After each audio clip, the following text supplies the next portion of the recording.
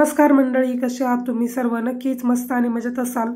तर गेले खूप दिवस झाले डेलीचं रुटीन काही शेअर करायला भेटलंच नाही आणि बरेच आपले नवीन सबस्क्रायबर आहेत ज्यांना की माझं डेलीचं रुटीन पाहिजे आहे.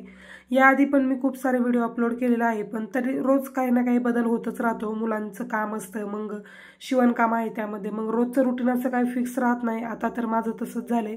खूप सारे कामं जे आहेत ते ॲडजस्टमेंट करूनच करावे लागतात. कधी कधी वेळ भेटत नाही, कधी कधी भांडे, कधी कधी कपडे तसेच राहतात.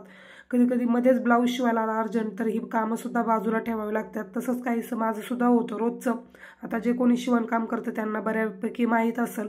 आणि त्यामध्ये आता जवळ आले संक्रांत, त्यामुळे ना कधी कधी असं झालंय की स्वयंपाक करायला सुद्धा वेळ भेटतच नाही.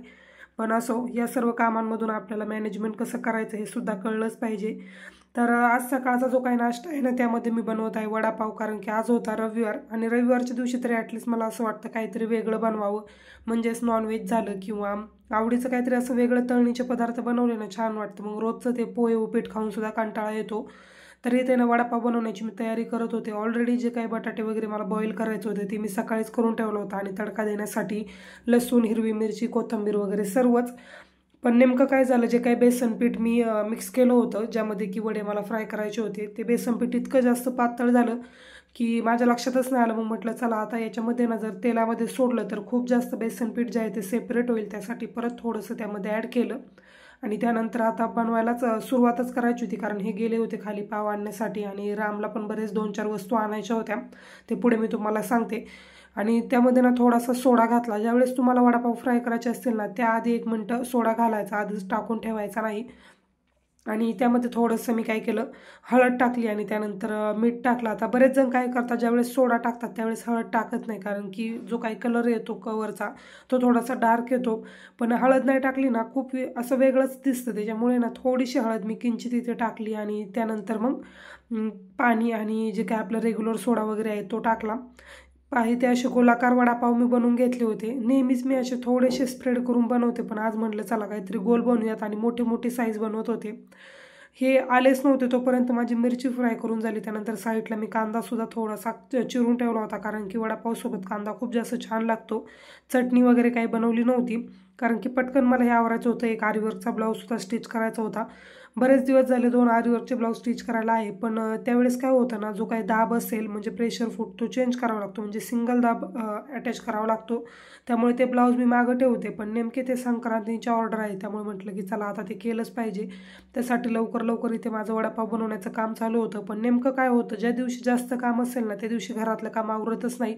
आणि त्यात जेंट्स लोक घरी पाहिजे, म्हणजे कामाचा व्याप तर सांगूच नका. दिवसभर काही ना काही राडा घरामध्ये चालूच असतो. सारखे भांडे किंवा इकडे तिकडे काही ना काही वस्तू पडतच राहतात. आणि कामसुद्धा वाढावं होतं ज्यावेळेस एखादा माणूस जास्त एक्स्ट्राचं घरी असेल त्यावेळेस. जे त्याच्या कामाला निघून गेले ना, मग बाकीची घरची माणसं कामाला मोकळी होतात, त्यांचं कामसुद्धा आवरतं. पण असो, आता रविवारची सुट्टीच आहे तर म्हटलं आज वडापाव होतील आणि त्यानंतर हे घरी आहेत तर रामलासुद्धा सांभाळतील आणि माझं कामसुद्धा पटकन होईल. पण असं काहीच झालं नाही. थोडंसं बाहेरचं काम आलो, बाहेरसुद्धा जाऊन आलो. आणि त्यानंतर मग आता नाश्ता बनवत होते. 3 ते 4 वडापाव जे आहेत ना ते म्हणजे पर पर्सन आम्ही धरतो. आता इथे ना 8 वडापाव मी बनवत होते, पण ते सुद्धा कमी पडले. इतके छान टेस्ट झाली होती ना की यांना खूप आवडले.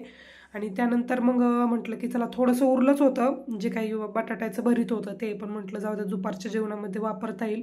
पण दुपारीसुद्धा जेवण स्किप झालं, कारण की आरीवर्कचा ब्लाऊज शिवणं म्हणजे ना खरंच इतका त्रास होतो की विचारायलाच नको. आता याआधी मी काय केलं होतं, एक आरीवर्कचा ब्लाऊज शिवला होता. इथल्याच वाघोलीमधलेच कस्टमर होतं ते आणि यूट्यूबद्वारे मला ते भेटलेलं. तर त्यांचा ब्लाऊज शिवल्यानंतर ना सुरुवातीला त्यांनी म्हणजे मला मेसेज केलेला इंस्टाग्रामला आणि त्यानंतर मग ब्लाऊज घेऊन त्या घरीच आलेला. पण त्यावेळेस काय झालं, त्यांनी असं म्हणजे बोलण्याच्या ओघामध्ये माझ्याकडे शिलाई वगैरे काही विचारलीच नाही. आणि ते म्हणजे आरीवर्कच्या ब्लाऊजचे आता जर पाहिलं तर वाघोलीमध्ये 500 ते 600 रुपये आरीवर्कच्या ब्लाऊजची शिलाई घेतात, कारण शिवायला सुद्धा तेवढाच ताप असतो. 3 ते 4 तास कुठे जातात ते सुद्धा कळत नाही. आता पुढे मी तुम्हाला सांगते की आरीवर्कचा ब्लाऊज शिवायला मला किती वेळ गेला ते म्हणजे. आणि त्यानंतर मग त्यांनी काय केलं, ब्लाऊज वगैरे घ्यायला ज्यावेळेस आले त्यावेळेस मी त्यांना सांगितलं की प्रिन्सेस होता म्हणजे, आणि 250 रुपये प्रिन्सेसचे आणि आरीवर्कचा ब्लाऊजचे मी घेते 450. कटोरी ब्लाऊजमध्ये मी शक्यतो तरी आरीवर्कचे ब्लाऊज शिवत नाही, कारण की खूप जास्त त्रास होतो गळ्यामध्ये ॲडजस्ट वगैरे करायला, कारण की कटोरी वगैरे अटॅच करायची असते. 4 टक्स आणि प्रिन्सेसमध्ये मी शिवत असते आरीवर्कचा. तर 450 सांगितल्यावरती काय झालं, नेमकं त्या गावाकडून म्हणजे त्या होत्या बारामतीच्या आणि तिकडे कसं शिलाई वगैरे कमी असते, त्यामुळे त्यांनी थोडीशी हिचकिच केली आणि त्यानंतर मग दिले. म्हणजे मला असं वाटलं की नंतर हे काही कस्टमर रिटर्न यायचं नाही, कारण की त्यांनी व्लॉग आणि मिनी व्लॉग वगैरे पाहूनच मला ऑर्डर दिलेली. पण त्यानंतर परत एक दिवस त्या 3 ब्लाऊज घेऊन आले आणि म्हटलं इतकी छान फिनिशिंग आणि फिटिंगसुद्धा खूप छान बसली आरीवर्कचा ब्लाऊज अजूनसुद्धा. तर असं ना कोणी कौतुक केलं ना, आपली जी काही एक्साइटमेंट असते ना आपल्या कामाबद्दल ती खूप जास्त वाढते. तसंच काहीसं झालं होतं आणि आता ते माझं रेग्युलरचं कस्टमर झालेलं आहे आणि खूप छान आहे त्यांचा स्वभावसुद्धा. फर्स्ट टाईम काय होतं, ज्यावेळेस आपल्याला कस्टमर भेटतं ना त्यावेळेस स्वभाव लक्षात येत नाही, मग नंतर लक्षात येतं की खूप छान त्यांचा प्रतिसाद वगैरे भेटतो आणि महिन्यातून 5 ते 6 वेळा त्यांची ऑर्डर असतेच. तर असं आहे. पहा इथे वडापाव वगैरे बनवून झाले आणि वडापाव थंड होत आले तरीसुद्धा ही दोघं काही येणं खालून. मग यांना कॉल केला, कारण की रामला कधी कधी शॉपमध्ये गेला खूप जास्त त्रास देतो कधी कधी काही गोष्टींसाठी. तर त्याला झालेला आहे कॉन्स्टिपेशनचा त्रास, त्यामुळे ना त्याला मी इथे बनाना आणि काही दही आणायला सांगितलं होतं त्यांच्यासोबत. दही मी घरी बनवते पण आता काय झाले व्यवस्थित होतच नाही, त्यामुळे म्हटलं की बाहेरूनच आणूयात आणि त्याची गंमत स्वतः तुम्हाला पुढे सांगते की दह्याचं नेमकं काय झालं.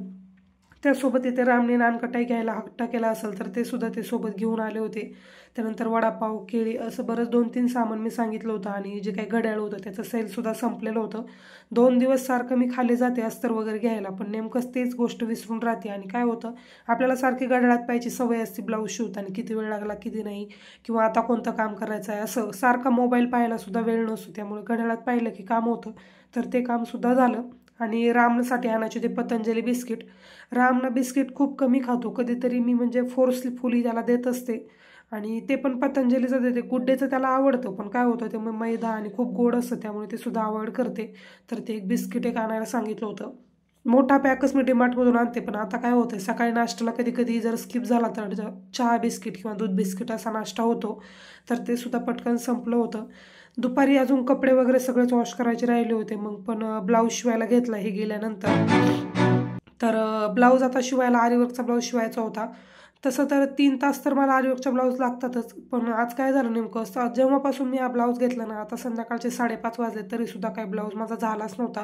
सकाळी नाश्ता वगैरे 12च्या आतमध्येच झाला आणि हा ब्लाऊज काय माझा होईनाच, कारण की अशा प्रकारचे 2 ब्लाऊज होते. एक ब्लाऊजचं जो आरीवर्क होतं ना ते रेडीमेड होतं, म्हणजे त्यांना ब्लाऊज सोबतच जी काही साडी त्यांनी घेतली होती ना त्यावरतीच हे वर्क करून भेटलेलं होतं. आणि काय होतं अशा वेळेस, ज्यावेळेस रेडीमेड आरीवर्क असतं ना त्यावेळेस मेजरमेंट त्यांचं एक फिक्स असतं, म्हणजे त्यांचं काही नेक विड्थ म्हणा किंवा नेकची लेंथ असेल किंवा बाईचं जे काही डिझाईन असेल ते त्यांनी ऑलरेडी फिक्स एक रेशो त्याच्यासाठी केलेला असतो. मग शिवायला गेल्यावरती प्रॉब्लेम काय होतो की आपल्याला मेजरमेंट टाकायला खूप अवघड जातं आणि ॲडजस्टमेंट खूप जास्त करावी लागते. जेव्हा आपण स्वतः आरीवर्क करून ब्लाऊज शिवत असतो ना त्यावेळेस कस्टमरचा जो काही गळा असेल, त्याची रुंदी असेल, लांबी असेल, हे आपण आपल्या त्यांच्या ब्लाऊजच्या आवडीनुसार टाकतो आणि त्यामुळे ह्या ब्लाऊजला मला इतका जास्त वेळ गेला, कुठे कशी ॲडजस्टमेंट करावी, काय करावी हे सर्व विचार करता करता 5:30 झाले आणि बाकीचं काम तसंच राहिलं. एकच ब्लाऊज झाला आज, पण म्हटलं चला जाऊ देत, संध्याकाळच्या वेळेस पाहूयात, शिवलं तर शिवेल, नाही तर आज स्किपच करूयात. आज असा दिवस ना खूप जास्त कंटाळवाणा होता.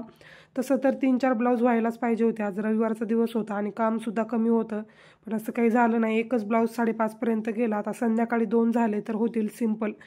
लेट्स सी, आता केलं तर होईल, नाही तर मग ते सुद्धा राहील. आता कपडे वगैरे वॉश केले आणि त्यानंतर आता संध्याकाळच्या वेळेसच मी इथे टाकते. 5:30 पावणे 6 झाले होते, पण ऊन पहा किती बाहेर, आणि मुलं ना असे ग्राउंडवर खेळत असतात, पण आता बाहेर हिरवळ काहीच दिसत नाही, त्यामुळे बाहेरसुद्धा जावं वाटत नाही. आणि रामलासुद्धा न्यायचं म्हटलं की माझ्याकडे एवढा वेळच नसतो, त्यामुळे कधी कधी इतका जास्त त्रास देतो ना, सारखं घरामध्ये म्हटलं ना त्यालासुद्धा कंटाळा येतो, पण काहीच ऑप्शन नाही. कधीतरी मी जर अस्तर वगैरे खाली आणायला चालले ना मग अर्धा तास थोडा वेळ त्याला खेळवते आणि लगेचच वरती घेऊन येते. जास्त कोणी मैत्रिणी वगैरे सुद्धा नसतात तिथे आता, म्हणजे कोणी येतच नाही. जी मोठी मुलं असतील म्हणजे एकटे खेळू शकतात अशीच मुलं ग्राउंडवरती असतात, बाकी लहान मुलं तर कोणी नसतात. कपडे मी जेव्हा पण वॉश करते आणि बाहेर गॅलरीमध्ये ड्राय करण्यासाठी येते ना, राम माझ्या पाठीमागेच असतो, त्याला खूप जास्त आवडतं मला मदत करायला. कोणतंही काम असो मदतसुद्धा करतो आणि काम वाढावसुद्धा करतो. तर असं आहे रामचा. ते जोपर्यंत मी आतमध्ये जात नाही तोपर्यंत माझ्यासोबत आतमध्ये येत नाही. जे काम मी करते ते काम त्याला करायचं असतं आणि मी सुद्धा एन्जॉय करते. कधी कधी काय करतो, कपडे घेतो आणि वरून खाली फेकून देतो, जर त्याच्या मनासारखं जर नाही केलं किंवा त्याच्या हातातले कपडे जर नाही घेतले आणि बकेटमधून जर मी दुसरेच घेतले ना तर त्याच्या हातातले कपडे खाली फेकून देतो, कारण की त्याला राग येतो, किती वेळच मी घेऊन उभं राहिलो तरीसुद्धा ही माझ्या हातातले कपडे घेत नाही असं. आणि कपडे झाले की लगेच बकेट घेऊन आतमध्ये जातो. आता त्याला रोजची ही सवय लागलेली आहे आणि मी सुद्धा एन्जॉय करते. कधी कधी त्याला उचलत नाही, मग माझ्या मदतीची सुद्धा त्याला गरज लागते. तर असा डेलीचा जो काही सीन असतो तो कामांचा असतो. कधी कधी एखादं काम राहतं सुद्धा, कधी भांड्यांचं राहतं, कधी कपड्यांचं राहतं. जर मध्ये काही ब्लाऊजचं काम आलं आणि जर सारखंच घरातलं करत राहिलं ना, मग ब्लाऊजचं काम तसंच राहतं, असं सुद्धा होतं.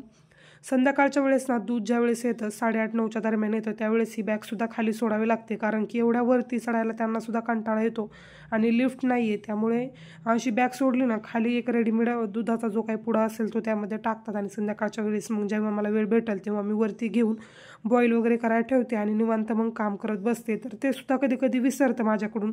मग कधी कधी त्यांचा फोन आला ना, मग लक्षात येतं की आता दुधाची पिशवीच नाही सोडलेली. मग चालू कामातून तिकडे पाहावं लागतं. तर जेव्हा मला आठवणीत येईल आणि जेव्हा माझं बाहेर गॅलरीमध्ये जाणं होईल त्यावेळेसच मी बॅग जी आहे ती खाली सोडते. कधी कधी कस्टमरसुद्धा असं करतं की वरती चढायला खूप जास्त कंटाळा येतो आणि मग रेग्युलर कस्टमर असलं की त्यांना मी अशी बॅग सोडली ना, त्यामध्ये ब्लाऊज देतात, मग मी वरती घेते, म्हणजे त्यांनाही ताप होत नाही जास्त वरती यायचा आणि मग त्यांचं कामसुद्धा सोपं होऊन जातं. तर बाकी तर आवरलं, घर झाडून वगैरे घेतलं आणि त्यानंतर दिवा केला आणि आता इथे रामसाठी ना दही बनवत होते. तर त्याला कॉन्स्टिपेशनचा त्रास 2 दिवसापासून झाले आणि त्याचं काय होतं आहे नेमकं, जे काही खाली केस पडलेले असतील ते तोंडामध्ये घालतो. मग त्याला इतका जास्त त्रास होतो ना की डॉक्टरांना आता आम्ही बऱ्याच वेळा विचारलं की केस खाण्याचं काही कारण वगैरे, पण आता त्याला मी एकदा दोनदा ओरडले सुद्धा केस खाण्यावरून, पण तो काय करतो, आपली नजर चुकून खातो. मग त्याला कशी सवय लागली काय ते सुद्धा कळत नाही. तुमची मुलंसुद्धा असं काही करतात का हे मला कमेंट करून नक्की सांगा आणि यावरती जर तुमच्याकडे काही उपाय असेल ना ते सुद्धा मला सांगा, तो मी नक्की करून पाहिल. तर रामसाठी ना इथे दही बनवत होते. तर पहिल्या सुरुवातीला मी काय करायचे, गूळ पावडर टाकून बनवायची त्याला दही आणि त्याला खूप आवडायचं दही. दही खाल्लं ना कॉन्स्टिपेशनचा त्रास बऱ्यापैकी थांबतो आणि केळीसुद्धा, दोन्हीपैकी काहीही दिलं तरी चालतं. आता डेली रामला मी 1 केळी देत असते. सुरुवातीचे काही दिवस तो 2 केळी म्हटलं तरी दिवसाला खायचा, पण आता 1 दिलं ना त्याचं काम होऊन जातं. फ्रूटमध्ये त्याला तेच जास्त आवडतं आणि आता सीझन आहे तर द्राक्षेसुद्धा मी कधी कधी देते. आता त्यामध्ये दही टाकलं आणि आता गूळ पावडर टाकू का साखर हे ते मला विचारित होते, पण त्याचं मुलांचं कसं असतं, जे गोड लागन तेच पाहिजे असतं. आता जर नाही दिलं तर लगेच रडायला चालू केलं असतं. म्हणलं थोडीशी साखर त्याच्या आवडीनुसार टाकते, म्हणजे खाईलसुद्धा. पण घरचं दही तरी बरं, असं हे डेअरीचं दही होतं इतकं जास्त आंबट होतं. 1 स्पून जेव्हा मी त्याला घातलं आणि त्यावेळेस नकोच म्हणायला लागलं, त्यामुळे मग मी विचार केला की रोज दही खाणार राम, आज नको का म्हणतोय. त्यावेळेस मी थोडंसं अगदी खाऊन पाहिलं तर इतकं जास्त आंबट होतं ना की त्या दही मला सुद्धा खावलं नाही. म्हटलं चला आता याची मी कढीच बनवते नंतर, पण सध्या तरी त्याला केळी देते, म्हणजे त्याचा जो काही कॉन्स्टिपेशनचा त्रास आहे तो सुद्धा थांबेल. तरी ते केळी ना तो आवडीने खातो, पण मुलांना ना इतकं जास्त त्यांचं मन डायव्हर्ट करून खाऊ घालावं लागतं ना, आणि त्याची रोजची जागा ही किचनवरतीच आहे. त्याला तिथेच जेवायला आवडतं किंवा काही स्नॅक्सचा पदार्थ असेल तर असं हातामध्ये दिलं ना आता बऱ्यापैकी खातो. केळी आवडते म्हणून कधीही आता त्याच्या हातामध्ये दिली ना, अगदी सोलण्यापासून ते खाण्यापर्यंत तो काही जे काय आहे त्याचं काम करतो. तर आता इथे त्याला ना मी पोएम सुनवत होते. रोज असं थोडं काही प्रॅक्टिस घेते, म्हणजे बॉडी पार्ट्स, ऑर्गन्स वगैरे, म्हणजे त्याच्याकडे सुद्धा दुर्लक्ष नको. आता नाही म्हटलं तरी 2 वर्षाचा होतील, त्यामुळे आता थोडी थोडी सवय त्याला लागलीच पाहिजे. बॉडी पार्ट्स कलर वगैरे त्याला खूप दिवसापासून दाखवता येतं, किंवा बाकीच्या ज्या काही बेसिक त्याच्या सवय आहे ना त्याचीसुद्धा मी त्याला 8 महिन्याचा होता तेव्हापासूनच सवय लागलेली, त्यामुळे तिथेसुद्धा मला काही जास्त त्रास होत नाही. तर इथे ना खाता खाता मस्त आमचं मायलेकांच्या गप्पा चालू होत्या, सोबत रामचं बनाना खाणंसुद्धा चालू होतं. आणि आता माझ्यासाठी मला चहासुद्धा ठेवायचा होता, कारण की संध्याकाळची वेळ झाली ना चहा खूप जास्त पियावा असं वाटतो. 4-4:30 वाजताच मी चहा घेते, पण कधी कधी होतं लेट. चहा घेतला नाही की एनर्जी येते आणि खूप जास्त उत्साहाने मला काम करायला आवडतं. संध्याकाळच्या वेळेस कधी कधी एनर्जी लोसुद्धा होते, जशी दुपारची असेल तसं संध्याकाळचा कंटाळा येतो. मग त्यावेळेस मी हुक बसवायचं असेल किंवा ब्लाऊजचं कटिंग वगैरे असेल ते करते. ते झालं, त्यानंतर बाकीचा दिवा वगैरे तर मी आवरून घेतला होता. एका ब्लाऊजचं कटिंग केलं साईड बाय साईडनं. आता करायला घेतला आहे स्वयंपाक, म्हणजे स्वयंपाक झाल्यानंतर मला ब्लाऊज शिवता येईल. पण आता स्वयंपाकामध्ये आज रविवार होता म्हटल्यावरती नॉनव्हेज तर बनणारच होतं. 1 दिवस वीकली असायलाच पाहिजे, आणि लहान मुलांपेक्षा ना काय होतं कधी कधी आपल्यालाच खूप जास्त खावंसं वाटतं. तसंच असं काही झालं होतं. मार्गशीर्ष महिना असल्यामुळे काही बनवलं नव्हतं, तर म्हणलं चला आज बनवते, आणि वेगळ्या पद्धतीने थोडंसं बनवलं होतं. छान झाली होती टेस्ट वगैरे. ह्याचा व्हिडिओसुद्धा मी याआधी तुमच्याबरोबर शेअर केलेला आहे, तिथे जाऊन तुम्ही पाहू शकता. चिकनची एक वेगळी रेसिपी मी तिथे दाखवलेली. तर रामला ना इकडे बाकीची जी काही कढई आहे ना त्यामध्ये रामसाठी मी थोडंसं जे हळद मीठ टाकून आपण बनवतो ना सूप, तसं बनवलेलं. रामला ना खूप जास्त नॉनव्हेज लवर आहे, खूप जास्त आवडतं त्याला. एग्ज वगैरे बॉईल करून दिले ना तरीसुद्धा खातो. पण आता रिसेंटली एग्स खूपच जास्त डिस्कंटिन्यू झाले, कारण की काय होते कधी कधी संध्याकाळच्या वेळेस मी त्याला 2 एग्स बॉईल करून द्यायचे, पण आता कामामुळे ना कधी कधी माझ्या लक्षात राहत नाही, मग कधी कधी 2 दिवसांनी 1 दिवस आड असं सुद्धा होते. इकडे माझा स्वयंपाक चालू आहे आणि इकडं काम रामचं वाढाव चालू आहे. रोज असंच होतं, फ्रीजमध्ये खेळायला त्याला काय जास्त इंटरेस्ट होतो तेच कळत नाही. जसा मी स्वयंपाक करायला घेईन ना तसं त्याला काहीतरी द्यावंच लागतं. मग कितीही राडे करतो, फक्त माझा स्वयंपाक होऊ दे एवढंच मला म्हणणं असतं. कधी कधी स्वयंपाकसुद्धा वेळेवरती होत नाही, मग काय होतं, चिडचिड होते, बाकीचं कामसुद्धा राहतं. आता इकडे मी कॅमेरा घेऊन उभे राहिले होते, तोच त्याने माझी नजर चुकून जो काही खाण्याचा सोडा होता, कारण की सकाळी वडापावमध्ये मी टाकत होते ना त्यावेळेस थोडा वरती राहिलेला आणि त्याने ते पाहिलं असेल. त्याला वाटत होतं की ती पावडर आहे फेसला लावण्यासाठी म्हणून ते चेहऱ्याला केसांना लावण्याचं त्याचं काम चालू होतं. ओरडलं की लगेच रडतो, त्यामुळे मी त्याच्यासोबत थोडंसं असं शांततेच घेते, म्हणजे रडायला नको. रडायला लागला ना मग तासभर थांबत नाही, त्यामुळे म्हणते चला जसं होईल तसं होईल. आता पाहिजे जे काही नॉनव्हेज होतं ना ते सुद्धा छान फ्राय झालं होतं. आता यामध्ये जसं आवश्यकतेनुसार पाणी पाहिजे तसं पाणी ॲड करेल, नंतर कधीतरी परत डिटेल्ड रेसिपी शेअर करेल. खूप जास्त टेस्टला छान झालं होतं, पण थोडंसं पातळ झालं होतं, कारण की ही भाजी जी आहे ना ती थोडीशी घट्ट पाहिजे तेव्हा छान टेस्ट येते. आज ना यामध्ये मी बनवणार होते चपाती, कारण की काय झालं होतं, बाजरीचं पीठ जे होतं ते संपलेलं होतं. संध्याकाळी शक्यतो तरी मी भाकरीच बनवते, पण ज्यावेळेस मी कपडे वगैरे वॉश केले ना त्यानंतर बाजरीचं पीठसुद्धा गिरणीमध्ये ठेवायला गेले होते आणि त्यानंतर म्हटलं की चला आता लवकर भेटणार पण नाही आणि थांबावं लागेल. रस्त्यावरती शॉप आहे, त्यामुळे काय होतं, रामसारखा रस्त्यावरती पळतो, मग ठेवून म्हटलं की उद्या यांच्यासोबत हे घेऊन येतील. आता आजच्या दिवसासाठी चपातीच बनवते. तसं तर नॉनव्हेजसोबत ना भाकरीच छान लागते, चपातीचं कॉम्बिनेशन एवढं काही म्हणजे चांगलं छान वाटत नाही. पाणी गरम केलं, भाजीमध्ये पाणी गरम टाकलं आणि त्यानंतर आता जे काही चपातीचं कणिक आहे ते मळून ठेवते. जोपर्यंत चपातीचं कणिक भिजत होतं तोपर्यंत साईड बाय साईड मी रामलासुद्धा खाऊ घातलं, म्हणजे मला जेवायला मी मोकळं होईल, कारण की यांना यायला लेट होणार होतं संध्याकाळी. तर म्हटलं जेवणसुद्धा होईल लवकर. सॅलडसुद्धा मला कट करायचं होतं. जेवणामध्ये ना सॅलडची क्वांटिटी मी थोडीशी जास्त ठेवते, कारण की काय होतं, सॅलड जर असलं ना पटकन पोट भरतं आणि जास्त काय अरबट सरबट खाल्लं जात नाही. त्यासाठी चपातीचं पीठ भिजवण्यामध्ये आणि करण्यामध्ये इतका वेळ जातो ना, सुरुवातीपासूनच मला चपातीचा खूप जास्त कंटाळा आहे. यापेक्षा 2 भाकरी बनवल्या ना सोपं जातं. रोजच्या जे काही कामं आहेत ना त्यामधून असं वाटतं की कधीतरी सुटका पाहिजे, पण काय आता बाई माणसं म्हटलं का यामधून काही सुटका नाही. रोजचं ते भांडी धुणी रोजची ती कामं आहेच. आता स्वयंपाक जर केला ना त्यानंतर खूप जास्त भांडी पडतात, मग काय होतं, आपल्याला वाटतं की चला सगळ्यात शेवटी सगळी भांडी जी आहे ती सोबत धुयात, पण मी असं कधीही करत नाही. जसा चहा होईल, जसं एखादी भाजी वगैरे बनवून होईल, लगेचच साईड बाय साईड ती भांडीसुद्धा धुवून घेते, म्हणजे नंतर एवढा सारा राडा पाहून कंटाळा येत नाही आणि किचनसुद्धा मोकळं होतं. किचनचा जो काही प्लॅटफॉर्म आहे ना तो खूप जास्त कमी आहे, म्हणजेच कुकटॉप, त्यामुळे ना खूप जास्त गर्दी होते. जसं काम होईल ना तसं मी आवरायला घेते. आता जो काही सिंक एरिया आहे तो लगेच मी क्लीन करत नाही. जेव्हा उरलेला स्वयंपाक वगैरे होईल आणि त्यानंतर जेवण वगैरे होईल त्यावेळेस संध्याकाळच्या वेळेस जेव्हा दूध तापवायला ठेवते ना त्यावेळेस तिकडे किचन वगैरे सुद्धा क्लीन करून घेते. घरातलं आवरायला तर सहसा काही वेळ भेटेनाच. आता असं वाटतं की संक्रांत जवळ येते, हळदी कुंकूसुद्धा असेल, आमचं बोरनान असेल तर सगळंच आवरून घेईल. आता सध्या तरी जसं आहे तसं राहू दे, कारण की जर हे काम करत बसले ना घरातलं एक दिवस, मग तिकडे ब्लाऊज 4 तसेच राहतील आणि मग काय होतं, काम वाढत चालतं, कमी तर होत नाही. रोजच कोणी ना कोणी असतंच घरामध्ये, त्यामुळे म्हणतं की आता घरातलं काम सध्या बाजूला ठेवूयात आणि फक्त शिवणकामाकडे फोकस करूयात, कारण की हा जे फेस्टिवलचे सीझन असतात ना ते वर्षभर परत मग येत नाही. मग दिवाळी असो, गुढीपाडवा असो, 1-1 वर्षानंतर हे सर्व सण येतात आणि त्यावेळेसच बायका जे आहेत साडी घेतात, ब्लाऊज शिवतात, असं होतं. तर आता भांडीसुद्धा वॉश करत होते. साईड बाय साईड रामकंसुद्धा लक्ष द्यावं लागतं, कारण की साईनं काय सारखं मांडणीवरून काही ना काही घेत राहतो, ती जे काही रॅक आहे त्यावरती, आणि असं वाटतं की जर काही डोक्यामध्ये वगैरे पडलं तर खूप अवघड होईल, कारण की स्टीलची भांडी असतात, वरून खाली पडलं की डोक्याला सुद्धा लागतं. त्यामुळे ना त्याच्यासोबत बोलत बोलत ही कामं करावी लागतात. सर्वच मॅनेज होतं असंही नाही, काही कामं राहतात, कधी कधी काय होतं, घाईघाईमध्ये सारखं आवरून घ्यावं लागतं. जसं होईल तसं होईल, फक्त क्लीन दिसलं पाहिजे असा माझा मोठा असतो. कधी कधी वरची क्लिनिंग म्हणतो ना आपण, डीप क्लिनिंग तर आता विषय सोडूनच द्या, कारण की एवढं सगळं होतच नाही. आता वरवरी ते सर्व किचन वगैरे जो काही स्वभाव होता तो सुद्धा क्लीन केला. साईड बाय साईड भाजीसुद्धा झाली आणि जेवणसुद्धा आता करून घेते.